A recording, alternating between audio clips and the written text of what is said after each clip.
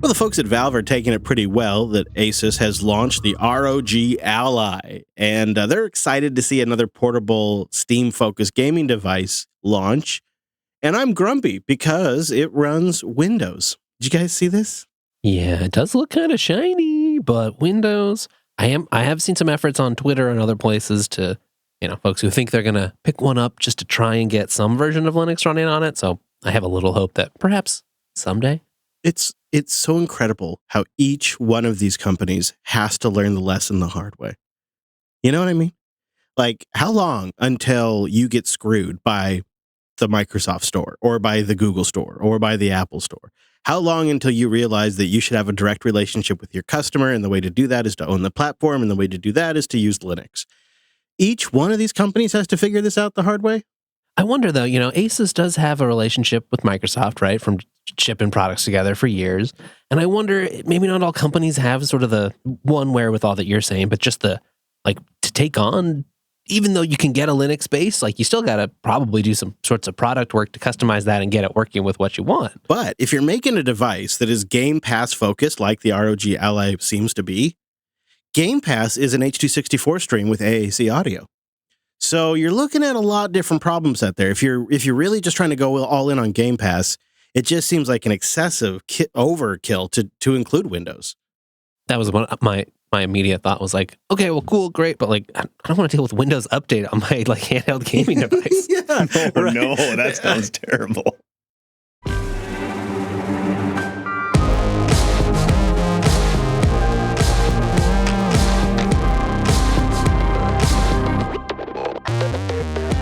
Hello, friends, and welcome back to your weekly Linux talk show.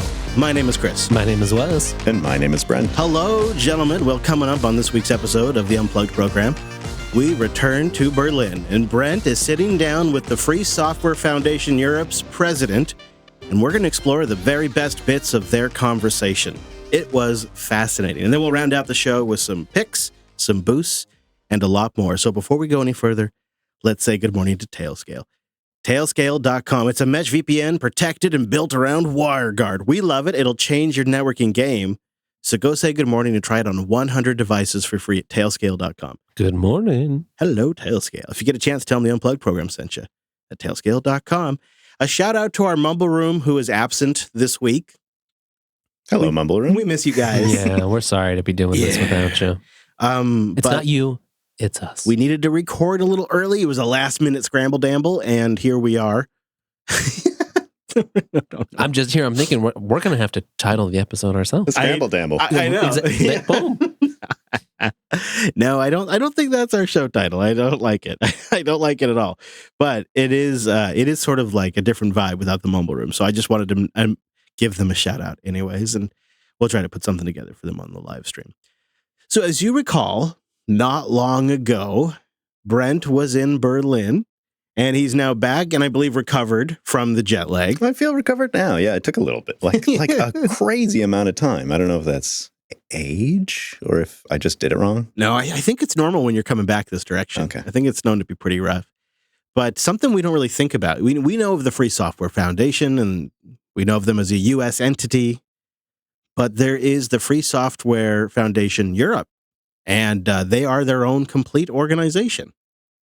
And you had a chance to sit down with their president. I did. I got a last-minute invitation from Matthias Kushner, who invited me. He said, I'm going on a trip basically tomorrow, but if you show up at 7 a.m.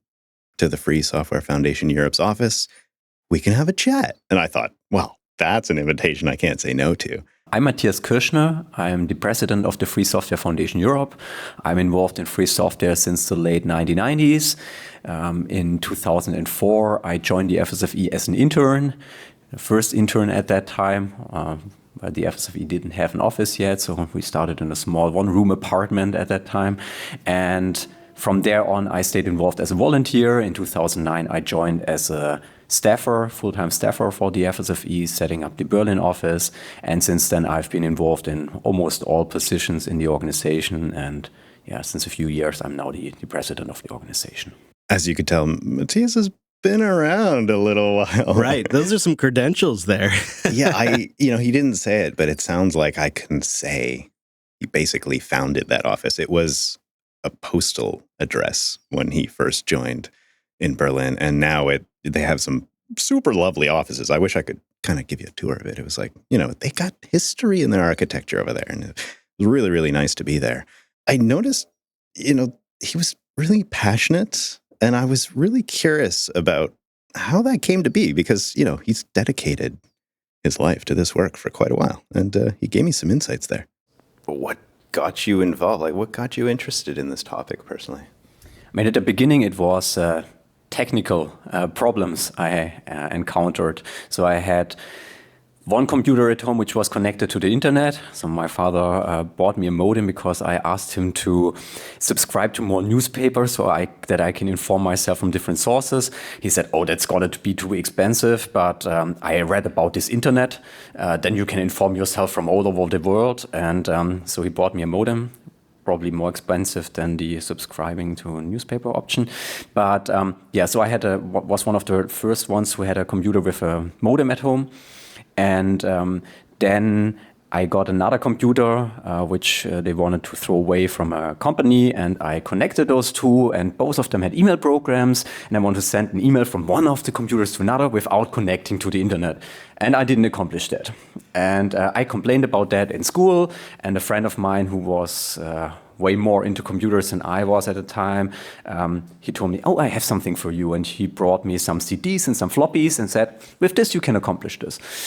And that's how I then started to install my first Linux distribution. And a few months later, I then also had a mail server. And so that was my intro there. And it was really great to see that, there is no limit. You can learn whatever you want. You can tinker around. You can experiment. You can, on the internet, on mailing lists, you can ask questions. There are so many people who will help you. And that was so great for me. And so we were setting up a local group, had installation parties, went to other free software events to connect with other people. And that was so amazing for me. And at one point then I also read some articles on the GNU.org websites. And I realized, wow, that's very political, very a lot of questions about economy. So I got interested in those topics. And at the point I thought, oh, there are so many people who help you with the technical questions, but I don't get this political stuff. So that's why I then decided to study public administration science and connect those two topics with each other. And that's then how I also got to learn about the FSFE. There were some Debian developers I knew at the time, and I asked them about where could I do my mandatory internship for the studies. They said, "Oh yeah, there is also the FSFE. They have an office in Germany."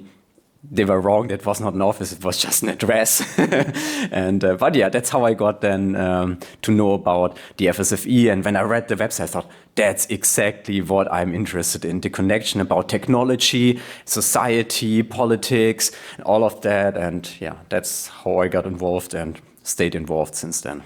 He says society, but it's also really current events too. Mm-hmm. And of course, they play a big role in current events. But what a fascinating intersection. You have to be somebody who is interested in engaging politically. You have to be somebody who is interested in following the cultural trends, and you have to be interested in technology to really take that role on. A multimodal expert. That's a handy person to have. Yeah, and I totally relate to the, "Dad, I want to get access to this. Dad, I want this." And Dad being like, "All right, we're just going to get you a modem." Similar conversation, but for me, it was Star Trek. Oh. It was Star Trek stuff back then. It says, "All right, we'll just get you a modem." So I love that evolved into him discovering the Free Software Foundation. And then, and it's such a new kind of like newborn stage that they were in back then. I do think free software kind of speaks to up and coming folks, right? Like when you're a kid, you don't have a lot of resources. You can't go buy the latest shiny software, but if it's free software, it's yours to run. I feel that is a maker community vibe as well. And there's an element to that as well with the Free Software Foundation enthusiasts, I think. I think there's also something to be said for, getting curious about computers. And then you both may have had this experience, but certainly for me, I had a point in time when I all of a sudden discovered that the choices I made with software all of a sudden kind of mattered, at least in my own life, and that I could actually have choices. It wasn't just one thing spread everywhere. It's like, oh, wait a second. I can make some like reasonable decisions here. Mm-hmm. And I can make choices today that might benefit future Brent. Right. That it has. Yeah. So I figured the best person to ask the definition of free software might be Matthias, and he gave me a pretty great description. Can you give us a definition of free software from your perspective? Free software is software that allows everyone to use the software for any purpose without any discrimination, gives you the freedom to understand the software. So you need to get the source code to have a full understanding of what the software is actually doing. And so you are able to discuss it with others in society, and that you have the freedom to share the software with others. So when you found a good solution for yourself and you want others to work with you or to also benefit from that, you can share it with others. You can do that either by passing the software on without any cost, or you can charge money for that, making money with sharing the software with others. And the fourth point is that you are allowed to improve the software. So every individual, every company, every organization is different. With free software, it should be possible that people can make modifications and adapt the software to their needs and don't have to change in order to fit into what some programmer thought is the right way to do things. So it's use, understand, share, and improve. Those are the four freedoms that free software always gives you.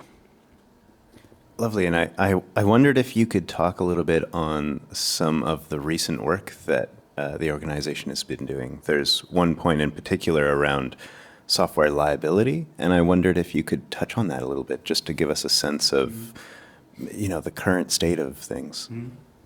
So, first, the FSFE, we have 4 pillars on which we base our activities. So we have work in the legal area, we have public awareness work, we have policy work, and resources in the technical area. And based on this, those are our competencies, and based on that, we have different activities we are running. Like one thing we have, which is quite known as we have a campaign framework called Public Money, Public Code, encouraging people to, or demanding from public administrations that if they use public money, it should afterwards also be free software. And we have like Youth Hacking for Freedom competition. We are organizing workshops, conferences about the legal topics, creating materials there, and in general, informing the public with leaflets, books, and other material about free software. So that's the rough context there. Now, the topic you were going into, it's at the moment the product liability or liability issues, which is discussed in several different files on the European Union level.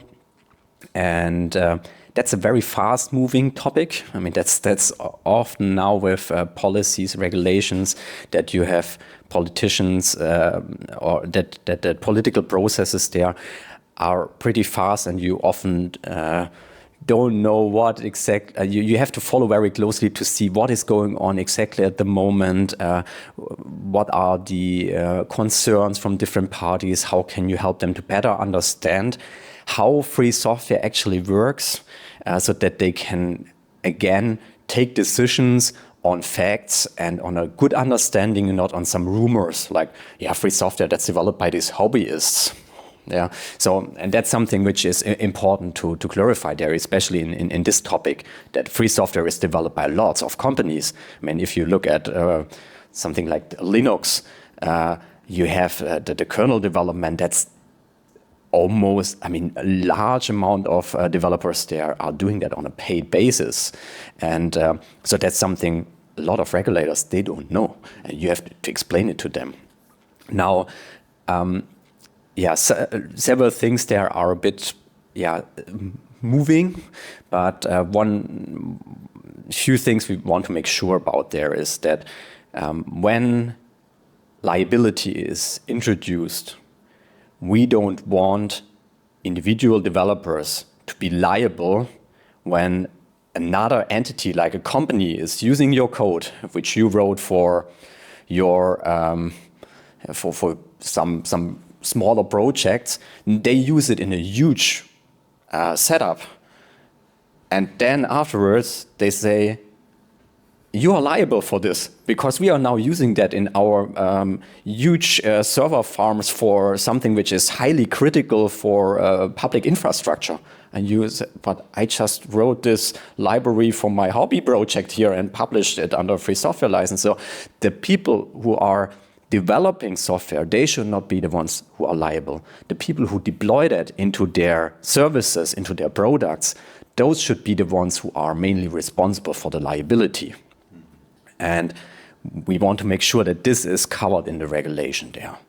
And the other part is that if there are certifications which are required to do so, we need to make sure that beside the companies who don't have that much problem to pay for such certification, that there are also for software which is developed by smaller groups or individuals, that they can also get this certification, that there is a financing for affording this, and that they are not bothered with now spending lots of money and going through long process to get a certification for their tool where they might not even make a lot of money with that. They just wrote a tool and provide it to others, help them.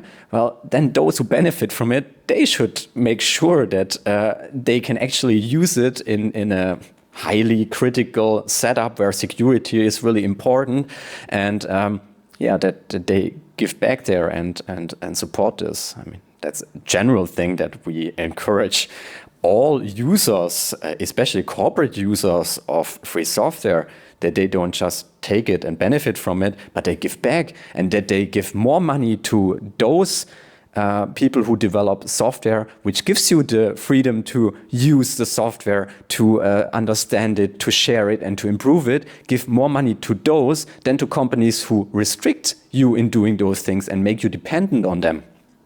So that's the rough overview there. You know, I thought when I was speaking with Matthias, like the light bulb turned on for me in this very moment, because it was clear to me now why the FSFE was really important, and how their work that spans, sometimes years for certain projects actually can have a huge impact. And, some discussions that are happening in the European Parliament, the people making these laws might not have the perspective that the FSFE does. And actually, in this case, I think it's really important they're having those discussions. Well, and the FSFE kind of represents, a lot of the developers and the community where the proprietary software has companies and lobbyists who can be their representatives. We need those too. Yeah. This liability rules for software that was originally targeting all software developers, including free software developers, like it needed an advocate to step in there and be like, wait a minute here. We need to slow your roll on what you're doing to free software development here. And the Free Software Foundation in Europe played that role, right? It looks like it's going in a better direction, that the committee has decided to protect free software in whatever they're doing around AI regulation. That seems like a pretty big win. I don't know all the details yet. In fact, I'd love to know the audience's local perspective if they want to boost in. But it looks like the Committee on Internal Market and Consumer Protection and the Committee on Civil Liberties, Justice and Home Affairs have voted in favor of protecting free software in AI legislation going forward. Yeah, from what I understand, it's specifically the Cyber Resilience Act that's currently being written, and also the Product Liability Directive. So if you want to look into more of those, we have links to some press releases that were just released yesterday as we record this, and some more resources there if you want to learn more. The final vote is expected in the coming weeks, so perhaps more to come. Linode.com/unplugged. Head on over there to get $100 in 60-day credit, and it's a great way to support the show while you are checking out the fresh Linode, now part of Akamai. All the developer-friendly tools, like the Linode Cloud Manager that's beautifully designed, the API that's well documented with libraries ready to go, the CLI that I use on the daily to manage my snapshots and back systems up, all the things that help you build, deploy, and scale in the cloud. Those things are still there, they're still available, and they're still great. But now they're combined with the power of Akamai and their global reach. They're expanding their services to offer cloud computing resources and tools while providing reliable, affordable, and scalable solutions for users and businesses of all sizes. That means for yourself, for your small business, or your large enterprise. Akamai has a global reach and a network of offerings and data centers that are expanding worldwide. They're really investing there. They're going to give you access to even more resources and help you grow your business and help you serve your customers or help you accomplish your goals. So don't wait. Go get the $100 and experience the power of Linode now. Akamai. Go to linode.com/unplugged. That's linode.com/unplugged today to learn how Linode, now Akamai, can help you scale your applications from the cloud all the way to the edge. I'm talking the edgy edge, like Brent's house. Linode.com/unplugged. Now, I mentioned earlier how some of their work, is a long view. But Matthias actually told me exactly how long some of these views are. I would imagine this is somewhat of a typical example of some of the projects that you're working on. What kind of time frames do these sort of large projects take? I would imagine sometimes it's years. In general, as FSFE, we think more in decades. So when you want to make big change in society, you have to think in decades. So the free software movement started in 1983. And then look what progress we made and how long that takes. But that's normal. When you think about it, it's software freedom. We want to make sure people understand why software freedom is important for society. Think about how long it took for freedom of the press to be something that is understood by society, why this is important. And still, you have to fight for that all the time. And some countries where citizens benefited from that, you have backslashes and people who are, you will not benefit from some of those, or there are dangers for the freedom of the press. And that's the same for software freedom. It will take decades that this is normal and that you can benefit from this. And then you always have to use those freedoms to keep them active. And so we sometimes have projects which are quite short. You hear about something and it's starting, and then you get on it, and a few months later it's over. You have other activities, like we were involved in the large antitrust case where Microsoft was the Microsoft antitrust case by the European Union, which started in early 2000s and then went on for 10 years. And in the end, we were one of the only NGOs which were involved in this. And for others, there were several agreements, and third party moved out of that. And we were in this for 10 years. And with other topics like software patents that also went on for a long time. And we have public money, public code. We started that some years ago. And it's more people are getting involved there. It's a nice framework. Other organizations can also reuse that to work for that in other countries, other regions of the world. But that's something which will take years till we have enough legislation there, that the implementation is working, that you balance when people are doing things the wrong way, or also when there is law, how is it implemented then, and that you monitor. And we then see us as the watchdog and making sure that what they say is actually what they do. And that's often a problem with law, that there's a nice law, nobody is implementing it or caring about it. So yes, it takes a very long time, and that's also why it's so important that we have long-term dedicated volunteers who are working for the organization, that we have donors who don't just donate to us for this small thing in this year, but we are in the lucky situation that we have people who are supporting us for years, and they hopefully will continue to support us for years. So that's very important for us, that we know that we have the trust of so many people who provide resources to us, that we can accomplish this, that we don't have to oh, we need funding now for this next topic here, and well, it might be something which is controversial at the point we start, and where we make a lot of enemies when we get involved in this. And meanwhile, I mean, there are a lot of very powerful, there were always a lot of powerful opponents in a lot of the work we are doing with huge budgets, and we are often more like the small organization which tries to balance what big companies are. Yeah, they have other interests there which are often contrary to what we believe is good for society. I never really thought in the timescales that Matthias has to think in, but I'm really glad they are. And something he said in there, he says they're working to secure funding so they can work on these initiatives for decades. And when you think about it, like in terms of speech and other things, it just takes a really long, frustratingly long time. And so they have transitioned from more of a kind of individual, smaller funding, it sounds like, to more like working with people who kind of see what their goal is and want to work with them on a longer period of time. They're thinking long term. I like that because I've recently been trying to think long term about, what we do here. And you think about things in I think a healthier way, a longer term kind of thinking, which is exactly what you want the Free Software Foundation to do. Well, and this is high tech, and it's only been around for kind of like one generation. But you could see how an organization like FSF Europe, maybe they're going to move from thinking in decades to thinking generationally at some point. I mean, some of this AI stuff, this is not going to get resolved tomorrow. It's going to take a long time. He mentioned that it's a small organization fighting like these behemoths. Mm-hmm. So I thought it would be interesting to reveal just how small they are.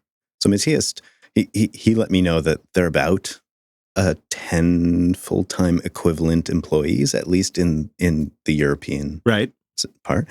But the volunteers are really super helpful. They have about 50 to 60 core volunteers who are regularly, quite active and are out into the community making change and being the eyes and ears of the organization. And about 150 or so, let's call them somewhat active volunteers that are, coming when they can, and sometimes are busy with families and stuff like that. So it's no small thing. It's not a huge number, but it's not a tiny number either. It's a core number of individuals that are having a lot of impact. Yeah. And Matthias had on the table something that I found was a little curious. And he said, oh, yeah, I want to have an impact in a personal way as well. And so he shared this little object with me. You have placed this lovely looking book in front of me, and I could tell by your smile that you're quite proud of it. And I wondered if you could give listeners a sense of what's in front of us here and why it's important, what you're trying to accomplish with it. And I mean, you're distributing this worldwide, and so what that's been like. Yeah, it's the book Ada and Sangerman, A Tale of Software, Skateboards, and Raspberry Ice Cream. I wanted to somehow explain my own children about technology and prepare them for their life, which will be with way more computers than when I was growing up.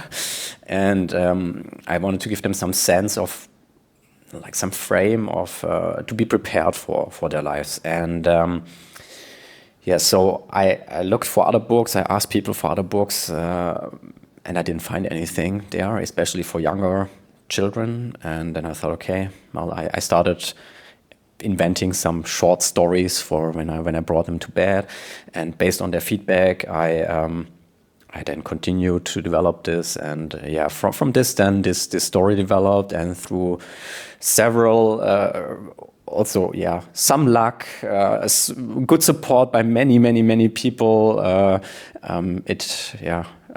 it worked out that I, in the end, then published the book. I never thought that I would publish a book. And then I first did it in German, and now there is also the English version, which from the end of August on, which will be distributed worldwide, and which you can already pre-order now. And Yeah, I'm very proud of that we have accomplished it, that it is available under a free cultural license. So it's Creative Commons by share alike, which is quite uncommon in the publishing world still, especially with commercial publishers. I'm very thankful for O'Reilly, for the German edition, that they did this, and that so many people still bought the books and showed the publishers that, well, yes, you can make money with free cultural licenses, that no starch press was agreeing to this for the English version, and that through this there are also so many opportunities which I haven't thought about before, that people, I mean, there are now community translations, and there are people who make modifications for younger children, even for kindergarten, and we have all the materials in our Git repository. You can use that, you can read the book to children, which I am doing, and I really love the energy you get when you read this book to children. That's so amazing. The questions they have about technology, you can talk with them about all of that, depending on what your own interest also is there. And so all the materials are there. You can have slides. We have the text there with the markers when to change slides, and it's so great to see how people make use of that. And from this, I'm telling a story to my children. You can now buy the book or pre-order the book. There are people out there who buy 10 copies and donate it to libraries around them. There are companies who buy 1,000 copies to sell to give to their customers because they like it so much. There are people who donate to us so that we could do Ukrainian translation and donate a few thousand copies to organizations working with refugee children in Europe. And then, because that went so well, people donated for an Arabic version, and we printed 7,000 copies and distributed that. So I mean, that's just when you started with something so small, you think, there are probably some people who they will like it because it helps them to talk with their children about what they are doing there on their computers all the time, to people doing all those things, librarians calling you, can you come and do a reading? We have organized a cinema, and then you have 150 children in a cinema, and you read this story to them, and they are all in there. And afterwards, small girls are coming to you, I want to start programming. And you see, like in one reading a few weeks ago, there was a small girl who, in the question section of the event, she talked about what Ada Lovelace was also doing. You just think like, oh, you're so great, and you will have such a great life in front of you. So that's it's amazing. So yes, it sounds so extremely inspiring, really, and it's amazing how an idea can go from the bedroom of your children, literally, to changing the world in a small way. So that's amazing. You can hear the energy in Matthias's voice, and I found that just like contagiously inspiring. Yeah. And Chris, I would imagine for you, like with your children, would it have been nice to have some of these tools? I really like this idea. Yeah. Vint Cerf says it introduces readers young and old to the power and peril of software. Behind it all is a backdrop of ethics, knowledge sharing upon which an arc of human history rides. I also like it. It kind of plays with the, thinking in decades thing. Yeah. You get them while they're young, expose them to the ideas, of how you should expect to be able to relate to computers and software and all of these systems that will be very important in your life. Yeah. Cory Doctorow said, it's a rousing tale of self-reliance, community, and standing up to bullies. We'll put a link to the book in the show notes. You can get it in various formats. It does look like a good one. It makes me inspired for tonight's bedtime story. Well, if you're feeling extra inspired, Matthias had a few suggestions on how you might get involved. If someone wants to get involved, how would they do so, and where's the best place to start? There is fsfe.org/contribute with several ways of how you can contribute, which are formalized, going from like volunteering to donating. And if you want to volunteer and you don't see a way to do that, write us an email, tell us what you are, what you can do, what you would like to do, and I'm pretty sure we will find something there for you. And I mean, I'm a big fan of, I have this quote which my first teacher wrote down for me. It was, many small people in many small places do many small things that will change the face of the world.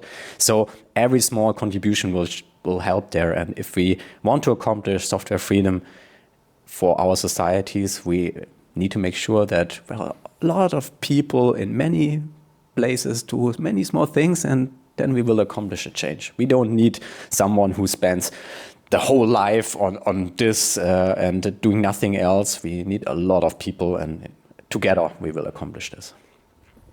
Well, Matthias, thank you so much for having me here in the office. I really appreciate it. And thank you for sharing your ideas and perspectives with us. Thank you very much for being here. Bitwarden.com/Linux. Go get started with a free trial for yourself or a team at bitwarden.com/Linux. It's the easiest way for yourself or a business to store, share, and sync sensitive data. And Bitwarden vaults their end-to-end encrypted with zero knowledge encryption. They don't even have the metadata around it. And it's so easy to get started with Bitwarden, especially if you already have an existing password manager. Bitwarden.com/migrate. And we love that Bitwarden is open source. It's trusted by millions in the community. It's used at teams and organizations all around the world. It's what Wes and I use to manage our passwords here at JB, to share and move very sensitive information, store two-factor codes, and other sensitive data like recovery keys. And I really appreciate the tooling that Bitwarden has, like account switching, so I can have my personals, I can have the biz and any projects I'm involved in. And it's easy to move between all of that on mobile and on the desktop or in the web. There's a flat pack for Bitwarden. You can get installed on your desktop, and you can get signed into everything. Of course, the mobile apps are fantastic, and they're always improving it. I just really appreciate that combination. And it's just low-hanging fruit. Like, you do this, and you're going to really help yourself online. A unique username, a unique password, and now with Bitwarden, a unique email address for every site, service, and app you use. That is really a gift to yourself. And maybe you know somebody around you that needs to improve their security, or maybe your team, maybe place you work. Send them all. Go on right now. Bitwarden.com/Linux. Head on over there and support the show at Bitwarden.com/Linux. Ask not what your podcast can boost for you, but what you can boost for your podcast. All right, we got some boosts this week, and we got some ballers to thank who really came in to support the show, especially with the times getting rough out there. And our baller boost this week comes from Legit Salvage with 121,212 sats. Hey, Rich Lobster! Spread across 2 boosts. Zip code vote for a meetup spot. I work from home in Indiana, but my company office is in downtown Chicago, and he sent us a 6606 boost as well. So that works out to be Chicago, Illinois. I think this is probably in my top 3 gotta do's. Midwest meetup. Yeah. Really? Yeah. Oh, Chicago wasn't even on my list, but now I'm feeling like it should be. I've just got enough, like, hey man, you ought to come to Chicago's. It just over the years has worked it up the list. But for an unrelated reason, I've been watching a lot of YouTube videos that happen to review hot dog joints in and around Chicago. So, we could have a list of places to go. I just don't understand, because like, I've gotten other bits of insights into what your YouTube feed is today, and they're nowhere in the ballpark of hot dogs in Chicago. And I just I can't even understand. Like, just help me understand here. That is incredible. All right. Well, Danny also came in with a real healthy looking boost. Look at that thing. 111,101 sats. I hoard that which your kind covet. He just sent it right from the Podcast Index website. He says, I love the way you describe boosts in this episode, Chris. More online content creators should hear this, especially for those who aren't already in the open source Linux Bitcoin community. Thank you, Danny42. So Danny, I tried to clip it. But my whole diatribe was way too long last week, wasn't it? And we found limitations to Fountain. We just couldn't do it. Fountain's like, no, bro, you can't. Why? That's too long. Why'd you talk that long? Yeah. So then I thought about redoing it more concisely in office hours and clipping that, but it just never materialized. But I really appreciate that, Danny, because it was something that I'd reflected on a lot. It's something I think about a lot. And I also think a lot of the things that I touch on would also apply to free software if people are open to the idea. And I'm just going to gently continue to say it. We'll see if it ever goes anywhere. Hybrid Sarcasm boosts in with 100,000 sats. First LB boost and Jupiter Party member. I'm throwing down the gauntlet and challenging the JB audience to send a collective 1 million sats each week. We send in our boosts with a show topic of choice. On the weeks that the million sat goal is achieved, the show topic of the week's biggest booster is chosen and put in the pipeline. What do you think? Love all the shows and want to avoid any hiatus. Wow. So Brent and I were talking about this one ahead of time because we saw this boost come in. Obviously, we have the dashboard up, and I think you really loved this idea. Okay, first of all, 1 million sats? That's just something. Well, and I think to go with this, we could be transparent, and we will total the sats up every episode and disclose how many sats we got to make this work. And we've done so this week, so I'll read the total at the end of the boost segment, and we're really not that far from 1 million sats this episode. So it is within the realm of possibility. Here's the thing I like about it, Wes, and I'm curious to know what you think. I sort of like the idea of the listener picking the topic and us kind of just sort of tucking and rolling and like trying to make the best show possible out of that topic. Yeah, that As seems a like challenge. that seems like a great challenge, and it's a sort of twist on the idea of ultimately what we're producing is for the audience. So maybe we should just give them what they want. So the idea is if collectively, with everybody boosting in, the episode reaches 1 million total sats, then people boost in along with their boost a show topic of choice. And when the episode hits 1 million sats, for the episodes that do hit 1 million sats, the show topic of the week's biggest booster is chosen. So it's like a combo crowdfunding / auction. I wonder if we could do a slight modification, because I would hate to see, in the next 3 episodes, everyone's throwing out all their best topics. Oh, yeah, okay. Right? So I wonder if that might not give us more time to do, a proper research around the topic. So if someone, let's say we get to 1 million at a specific episode, then the baller booster of that episode could then boost again, whatever amount, doesn't matter, suggesting the theme. Because, we need a little bit of at least like a week to research a topic, and we want to do it well. And that way, we don't lose all our best topics to non-winners. I do see what you're saying, is somebody might just send in 1 million sat boost with their best topic idea, and then somebody else we might get all those, and then it just sort of dies. No, that's not what I was saying. I think that's what'll happen. So if they're not chosen, they could just send him in again, right? Yeah. Oh, yeah. Right. Fair enough. That's the I kind thing. of like the surprise of it, though. I don't know. That's true. We're open to ideas, I think, is really what we're saying. Yeah, I think what we should try is the baller booster topic. They should send it in with that baller boost, because that's the one that's could be noticed. But if I'm a baller booster Mhm. and I boost in 60,000 sats, and I'm the boost most person of that episode, You're the most boosty. if I'm the most boosty, but then I've always collectively, said that about everyone him. else brings us to 1 million sats. But that's how it's going to work. Yeah. That's the point. But how do I know that I'm the boostiest? Well, that's the fun part. Okay, I'm on board. that's Let's go. that's the gamification, right? It's like if I was doing it, I might send in like a 200,000 sat boost or something. That's a pretty good amount, right? Bring it on. Okay, Yeah. I'm with all of you. Just pardon me, I'm from Canada. Wait a minute. Since when is that an excuse? Wait. I'm French Canadian. Does that help? I didn't realize we could do that anymore. Quinn sent in 78,752 sats, also a baller boost. And it's a zip code boost as well. It says, keep up the great work. I'm planning to come to Linux Fest Northwest in October. Yes. And Quinn's zip code boost is from Austin, Texas. Ooh. Looking forward to seeing you at Linux Fest, Quinn. Does that mean driving to Linux Fest? Let us know. Yeah. Be cool to get a JB Caravan going. Michael B boosted in 70,771 Satoshis. Coming in hot with the boost. Here's my zip code. The city is Leinfelden, Echterdingen in Germany. How did I do? I mean, did you were terribly. just there. Nailed it, dude. I can tell you nailed it. I got hesitant near the end. Esterdigen. I don't know. But I like that we had to try. I've just been asking the robots. Thanks, Michael B. We appreciate it. Yeah, we ought to get the robot just to say it for us. Sysadmin comes in with 50,676 sats. Coming in hot with the boost. Using Podverse. Greetings, doing my part for the JB survival. You have no idea just how much value these shows add to my life. Heck, you guys made me reliant on Nix. And finally, I got set up with Alby for value. Despite my reservation about crypto, sat streaming just feels so right. All the best. Looking forward to getting pulled into software rabbit holes for years to come. By the way, the last 4 digits of my boost is my postal code. So the last 4 digits, Wes, are 0676. Oslo, Norway. Oslo, Norway. Oslo, Norway. It's beautiful. I bet you it's beautiful. Well, thank you, Sice. Appreciate the boost. Appreciate the survival boost as well. Thank you for being one of our ballers this week. Reliant on Nix. I'm curious to know more about that. Yeah.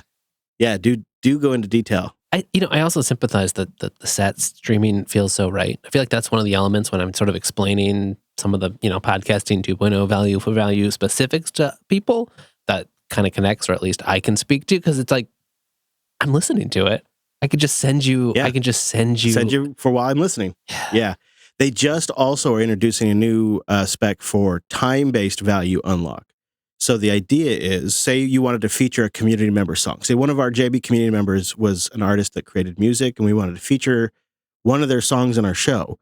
We can now do time-based splits.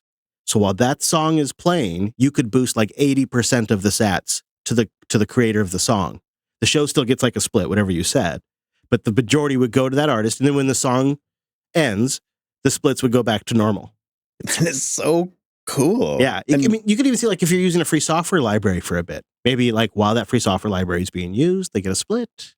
You mean while the audience is live coding on like Suicide Linux, and maybe that project can get a few Satoshis their way? Wouldn't that be neat? Feral Hippie comes in with 49,660 sats using Fountain zip code boost, but they're going to give us the location right there, which makes it easy for us. It's Mainstay, right? Manistee? Manistee. I enjoy automated irrigation discussion. I'm playing around with the biochar for the first time to improve soil and water retention in my gardens. I'm impressed with the amount of fertilizer biochar soaked up before I mixed it into my potting soil mix. It's easy to incorporate with biochar. You mix it in your compost pile as you build it. This will charge it with soil life and nutrients. I think we have a whole sub-trend of garden boosts that's going to start happening here. We got some garden geeks in the audience. We definitely do. And it's great because it's such an opportunity to play with little devices and sensors and monitor moisture and automate the watering. It really is a chance to geek out, and then you get food. Well, if you've done things right, there's no guarantee. That's true. DFJ225 comes in with 30,316 sats. Getting that zip code boost in, boys. Giving Albie a try, which means I also was able to give Nostr a shot. The protocol is interesting, but is it just me? Or is it a social network that is exclusively Bitcoin bros? Ooh. What's that zip code, Wes? Atlanta, Georgia. Yeah, it reminds me of early Mastodon. Early Mastodon was people talking about Mastodon. And it was only people talking about Mastodon for like years. It's always how it goes. With early adopters, right? You're just going to get a sort of self-selective. Yeah. You don't have the diversity of people just using it. And it's so easy when you have Albie to sign up for Nostr because you can log in with your Lightning address and then you can participate in that whole ecosystem. So it's like you get Albie. If you want to go the Nostr route, it's like one click. So it's pretty easy to dip your toe. Gene Bean comes in with 30,000 sats.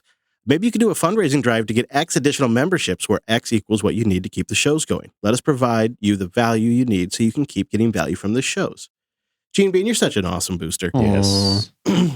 So listen, we are talking about ideas for the membership programs. I think we will probably inevitably one or two shows may pause. I don't know exactly yet, but if that happens, I'll probably first go through like a rebound recovery period where I'll try to like recover my health a little bit. And then I'll probably start focusing on member content, because ideally what I'd like to see, and maybe it doesn't happen this year, but maybe it happens by the end of next year, is something like 50-60% of the network income comes from memberships and boosts. And then we engage with sponsors on certain things for certain special occasions. Maybe it's an event, maybe it's a particular thing we're doing. I don't know, something more like that. Because it just totally changes the complexity of the business too. The transition to value for value, I've now realized on the back end, is going to mean a fundamental shift in what I spend my time doing. And it's going to be a massive improvement for my mental health, for my physical health, and for the quality of the shows as we make that transition. And I think the membership program is going to be one of the key aspects. I mean, this is the boost segment, but I think long term, the membership program is like that baseline revenue that you have as a small business. And that is going to be super critical as we start making plans. So we'll definitely be thinking about ways to improve that and make that more enticing. Yeah, what was the old public radio term? Underwriters? Yeah. You say old public radio. Isn't that a new thing for them? Now, I wondered if Gene Bean here was more saying, hey, we need more specifics as the audience to know exactly what you're chasing. You know, you and I were talking about earlier, sort of like, kind of like bounties almost. You know, like if we had this unlocked, we would do this. Like a project bounty or a feature bounty or something. If there was a good, clean way to do that, that'd be something I'd be interested in. Is we would just kind of like, then we'd write it up, put it up there as a proposal to the community, and then if it got funded, we'd execute on it. And if it didn't, you know, no big deal. It's up there. If we ever, that's definitely something that's worth thinking about. If we could come up with a clever implementation. Hal was right, boosts in with 21,000 sats. Great segment on boosts over Patreon. I'll be sharing with some of my other favorite podcasts. Well, thank you. Yeah, if I could clip it, I would. Maybe you could clip it and share it around, or maybe I could do it more concisely. But I'm glad it was well received. And it's funny because it was something I thought I'd talk about at a different point in time, but it came up and it was fresh on the mind. There it was. Fountain, for those of you that are using it, has an interesting promotion going on for all you baller boosters out there. They say we've partnered with @BitRefill to give away $50 of a BitRefill balance card to 2 super fans on Fountain every week. All you got to do is boost. That could be a great way to support the show and get a little bit back. Wait, Chris, are you saying that everything we read just now was all baller boosters? Yes. So the context there is I talked a little bit about how JB is going to be going through 2023, and we'll probably be restructuring a little bit as the podcast advertising scene has been collapsing. We're just kind of reevaluating what that means for us, and the community is stepping up to try to support us. And it's so appreciated because it sort of feels like, well, yeah, there's going to be some really bad stuff. Personally, for me, I'm going to be digging myself into a bigger hole, but it's like long term, we have the best audience ever. And when you're facing sort of like this existential, I'm going to have to reform and factor the business, to have the audience there being like, yeah, we got you. That's a big deal. Dan Johansson boosted in with 5,000 sats. Just a support boost to keep you on air. Thank you. Magnolia Mayhem also came in with 7,000 sats. Coming in hot with the boost. Simply saying, nobody expects the Spanish Inquisition. It's a good point. Nobody does. Faraday Fedora came in with 2,722 sats. It says, here's a little extra sats for the episode coming out early, plus 1 for the EcoWit. It's a super easy to set up weather station, and it doesn't call home by default. I like that a lot. Thank you very much. Smart Growth came in with 10,000 sats across 2 boosts and wrote, it was an excellent episode. I'm actually shutting down the farm due to inflation and increased theft of meat at the butcher. So I get what you guys are going through. We're pivoting as well and figuring out ways to survive. Thanks for continuing to make great shows. How do I effectively support your work via Bitcoin? Boosts don't seem like enough. Well, I think the larger boost amounts, but also there is Oak, which does reoccurring lightning payments. And then there's also the membership program, which does fiat payments, which is also an option. It looks like Smart Growth also linked to something called GardenBot. Oh, really? Oh, yes, I see that. GardenBot, huh? Gardenbot.org. Oh, man. There are so many garden geeks out there. So this is like a whole garden system. And it's even a cute little garden-themed website. Mm-hmm. Thanks, Smart Growth. The Golden Dragon show mascot boosts in with a row of ducks. To say Wes got it, KC Barbecue is super good. If Wayland gets better on NVIDIA, I'd definitely look at starting back on Hyperland. Thanks for the show. Yeah, I love hearing people check out Hyperland. Dragon, I got to know, have you been to Austin? Have you had the best of Austin barbecue? And I don't want to start a thing. It's not a competition. We can have a lot of good barbecues that exist, you know. Yes. However, I think you can scientifically say some barbecue is better than other barbecues. And I don't think the KC barbecue is at the top of that list, especially the vinegar-based sauces. Now, if your meat lives and dies on a vinegar-based sauce, is it really that good to begin with? I'm just asking, can you say you have the best barbecue or that it's super good if you haven't tried the best barbecue? Just asking. I don't know. I personally have not been to Kentucky, but Kansas City. Sorry. Kansas City. I got that messed up last week, too. This is our show mascot, boosting in. I know. It's the KFC story. Have some respect. It's that KFC story, man. It sticks in my head. That deadly son of a gun that had to run his fast food restaurant. I can't get over it. Forward Humor boosts in with 7,110 sats across 2 boosts. As much as we appreciate tailored, relevant ads, if it's a difference between having our Jupiter Broadcasting team or not, I think the majority of your listeners would agree. We really have no problem fast-forwarding through some irrelevant mattress or razor ads every week. No shame at all if that's what it takes to make your family not suffer. As much as we all want to stick it to the man, providing for your kids is a priority. Keep up the great work. And thanks for the tip on the Evernote Linux beta. Just signed up. I know the show is taking a strong bent towards self-hosting, which is empowering for sure, but I appreciate not having to host everything, in particular my notes and my Bitwarden vault. Those are a couple parts of my life that feel some major pain when they're inaccessible, and I know I'm putting my trust in someone else's infrastructure, but let's be honest, theirs is much more solid than mine. No, I get that. Yeah, I totally get that. In fact, I think there's a really sound logic to it. And this message is made possible by Squarespace. Squarespace is the absolute easiest way to make your website. I've used them for a few different sites, No, here's the thing. If you fast forward through the ads and then you don't use the ad and the promo code, it doesn't work. Like the sponsor doesn't come back anyways. But I didn't make it clear enough, and I should have made it clear enough. I don't want to read like the factory food ads or the silly website ad or the mattress ad or the toothpaste ad. I don't want to do it. I haven't done this for 18 years, so that way I can come down here to the studio, sit in front of this microphone, turn on all this fancy equipment, and tell you about toothpaste. Right? It's just not in my heart. It's not what I want to do. My mouth feels real fresh, though. And also, I couldn't do it. The reason why I can sell the stuff I do sell is because I like and use it. I'm not good at selling stuff I don't like. It's just I suck at it. It's probably an ADD thing. So, but I do also think I'm going back to Evernote. Just going to drop that and move right along. No. It's been a wild week watching his note system in the flesh. It's rough, man. It's just been a mess. The Joplin stuff went south. What? Okay, we're gonna need an official show update. Not this week, obviously, but sometime. Gort Brown comes in with 4,096 sats. I decided to give Hyperland a try.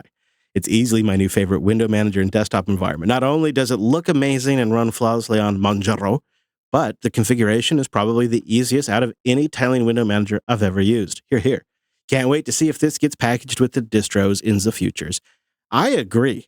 It is just begging for like an Ubuntu spin flavor thingy or like an option in the NixOS graphic installer, hashtag just saying. That would be wonderful. Laudenpax comes in with 4,000 sats. I've been listening to LUP since before I started university back in my home country in 2016. By the way, my postal code is the boost amount times 10. Now I'm doing my master's in Germany while working at robotics company, which has robots running Linux. LUP has always kept me excited for all things Linux and even impressed some coworkers with things I've learned from this show. I'm proud to send some value back to my favorite podcast, and I help you guys keep going. Keep up the great work. Mm-hmm. That is a great boost check-in. Thank you. And keep us posted on how it's going with the robots and how you're doing with your masters. I'd love to hear a check-in at some point, Laud. That's great. Wes, did you get a location? Maybe Malaysia. Well, that doesn't sound right. I think we're gonna need a correction boost. That's the best part about getting the location wrong, I guess, is you gotta Please correct tell us. us where you're actually from, because we'd love to know. Or okay, let's go with Kentucky. That's totally different, dude. And he says right here, I'm doing my master's in Germany. So well, that's still possible. Did you mean Kansas City? Oh yeah, here we go. Yeah. I think you meant No. Hey now. Okay, here we go. Postal codes in Germany. Okay. All right. High Five Connoisseur came in with 5,000 sats. This is to help Chris in his Joplin troubles. I use the sync server and I have had no issues with the sync. Yeah, I've heard good things about the Joplin sync server in a container. Perhaps I should go that route. I've been doing the WebDAV thing with Nextcloud, and that's worked really solid until it just didn't work at all. I don't really know what went wrong because like some clients are still working, so I don't actually think it's maybe Nextcloud so much, but maybe just Joplin over WebDAV. But I should definitely take a look at that server, I suppose. I'm feeling done with Joplin though. I'm feeling like I'm hitting the old escape hatch. I'm rocketing out. I'm parachuting. And I'm just going to land on the green fields of Evernote. That's how I'm feeling right now. Wow. I love that username, though. High Five Connoisseur. Yeah. Train everything you once were. I know. The dark side. Help me. Somebody help me. Marchie boosted in 9,001 sats. It's over 9,000! Please put these sats towards the hashtag WestPain 2024 campaign fund. Here's a slogan idea. You get a distro, and you get a distro, and you get a distro, and you get a distro. Everybody gets a distro. This message was brought to you by K-Exec. It's not the distro, it's how you use it. Yeah, I think the only problem with Wes Payne becoming president is I think you'd be surprised what a dictator he might become. Oh. I just think he'd be ruthless. Let me just say, practice your Knicks expressions.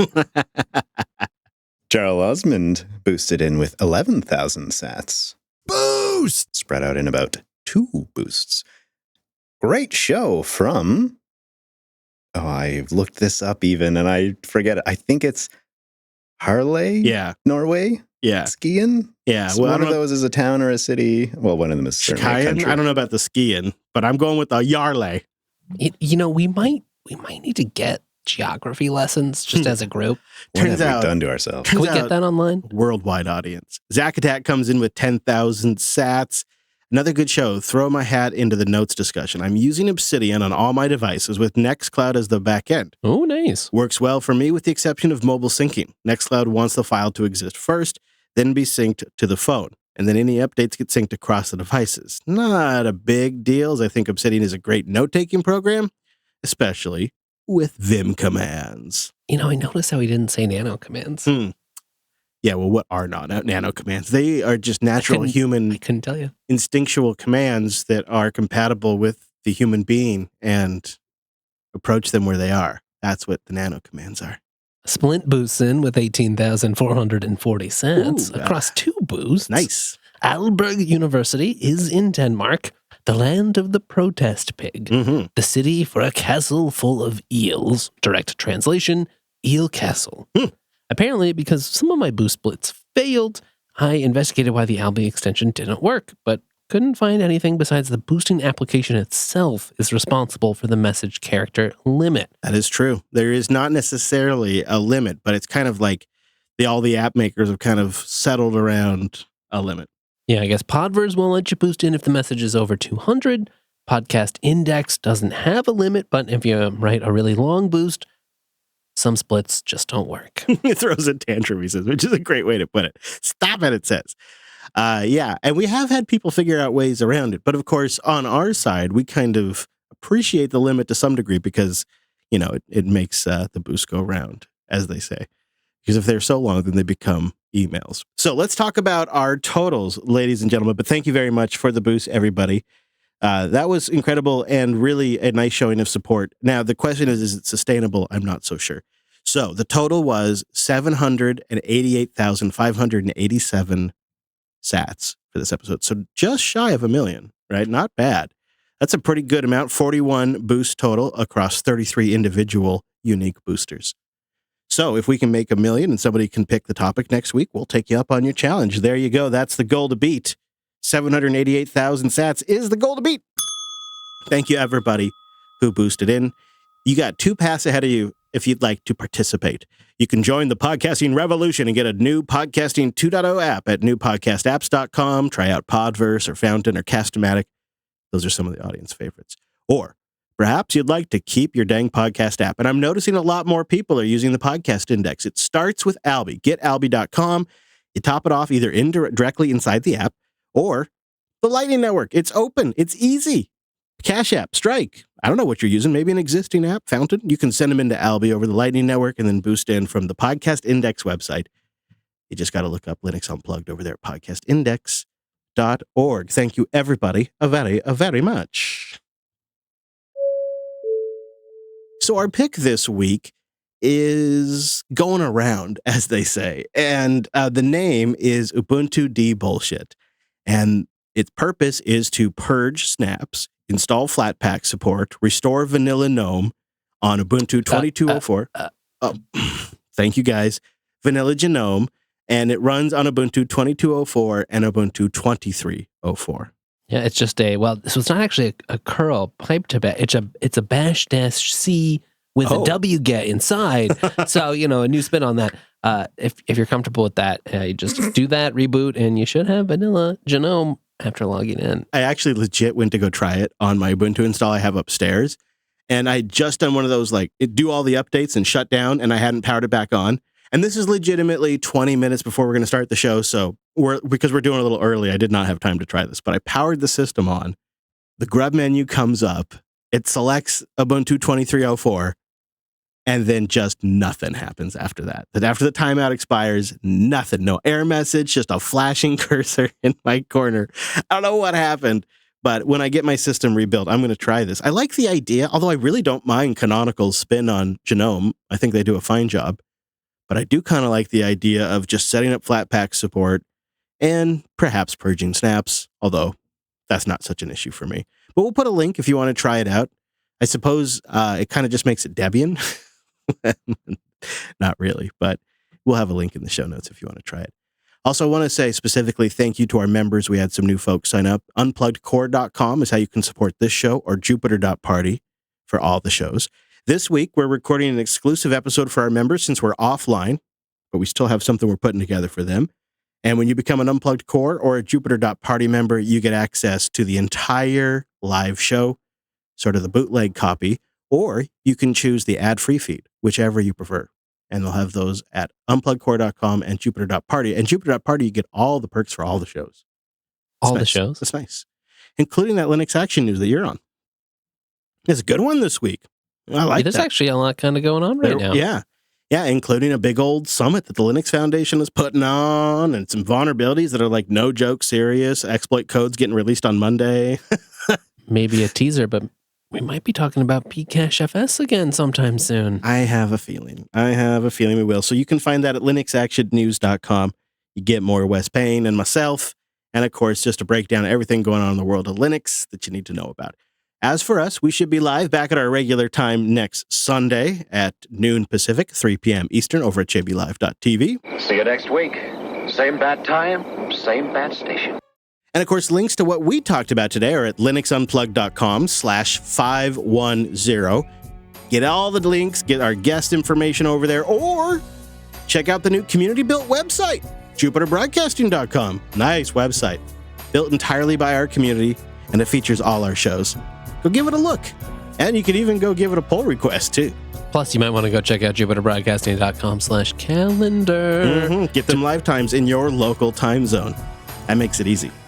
Thanks so much for tuning this week's episode of the Unplugged program. And yes, indeed, we will see you right back here next Sunday.